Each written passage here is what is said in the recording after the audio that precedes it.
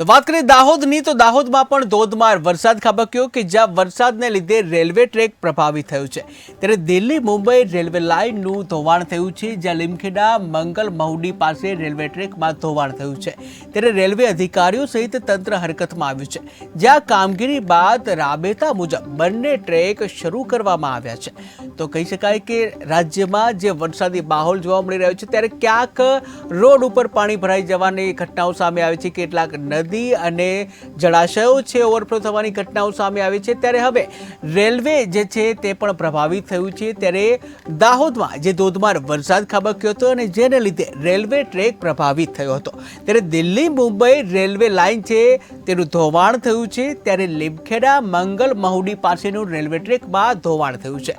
ત્યારે રેલવે અધિકારીઓ સહિત તમામ જે અધિકારીઓ છે તંત્ર હરકતમાં આવ્યું હતું અને જ્યાં કામગીરી બાદ રાબેતા મુજબ બંને ટ્રેકને શરૂ કરવામાં આવે છે। ત્યારે કહી શકાય કે વરસાદ જે છે, વરસાદની અસર એ રેલવે ટ્રેક ઉપર પણ પડી હતી, જ્યાં જે કહી શકાય હાઈવે ઉપર તો તેની અસર પડતી જ હોય છે। ત્યારે કહી શકાય સામાન્ય જે માણસ છે તેના માટે જે રેલવે છે એક આશીર્વાદરૂપ હોય છે અને જ્યાં હજારો લોકો રોજની અવરજવર કરતા હોય છે। ત્યારે ખાસ જે કહી શકાય કે દાહોદ મુંબઈનો જે પટ્ટો છે ત્યાંથી હજારો મુસાફરો જે છે ત્યાંથી અવરજવર કરતા હોય છે। ત્યારે દાહોદમાં જે ધોધમાર વરસાદ પડ્યો હતો, આ વરસાદના લીધે રેલવે ટ્રેક પ્રભાવિત થવાની ઘટના બની હતી કે જ્યાં વધુ વરસાદના લીધે રેલવે ટ્રેક પ્રભાવિત થયો હતો। ત્યારે દિલ્હી મુંબઈ વાળો જે રેલવે લાઇનનું ધોવાણ થયું છે, ઉલ્લેખનીય છે કે દિલ્હીથી મુંબઈ અને મુંબઈથી દિલ્હી જવા માટે હજારોની સંખ્યામાં મુસાફરો અવરજવર કરતા હોય છે। આ સાથે જ જે અલગ અલગ જે માલવાહક જે ગાડીઓ છે, આ માલગાડીઓ છે તેઓ પણ પ્રભાવિત થતી હોય છે। ત્યારે ખાસ કરીને કેટલું ઘણું નુકસાન પણ આવી શક્યું હતું। ત્યારે દિલ્હી અને મુંબઈ રેલવે લાઇનનું જે ધોવાણ થયું હતું અને જ્યાં લીમખેડા મંગલ મહુડી પાસેનો જે ટ્રેક છે તેમાં ધોવાણ થયું હતું, ત્યારે આ અંગે રેલવે તંત્ર તાત્કાલિક હરકતમાં આવ્યું હતું, જ્યાં રેલવેના અધિકારીઓ સહિતનો કાફલો તાત્કાલિક ઘટનાસ્થળે દોડી આવ્યો હતો અને તંત્ર હરકતમાં આવ્યું હતું। ત્યારે તેઓ દ્વારા કામગીરી આરંભવામાં આવી હતી અને જ્યાં કામગીરી આરંભ્યા બાદ જે ટ્રેક છે એને રાબેતા મુજબ શરૂ કરવામાં આવ્યો હતો। ત્યારે જે ટ્રેક છે એને શરૂ કરવામાં આવ્યો હતો।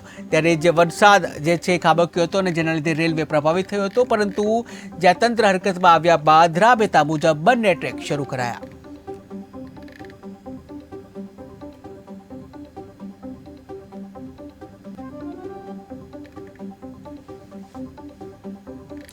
તો કહી શકાય દાહોદમાં ધોધમાર વરસાદ ખાબક્યો હતો। ઉલ્લેખનીય છે કે સમગ્ર ગુજરાતમાં હવામાન વિભાગ દ્વારા જે આગાહી કરવામાં આવી છે અને જેને લઈને વરસાદ ખાબકી રહ્યો છે, ત્યારે દાહોદમાં પણ ધોધમાર વરસાદ ખાબક્યો હતો, જ્યાં ગુજરાત સહિત રાજસ્થાનમાં પણ ધોધમાર વરસાદ ખાબક્યો છે।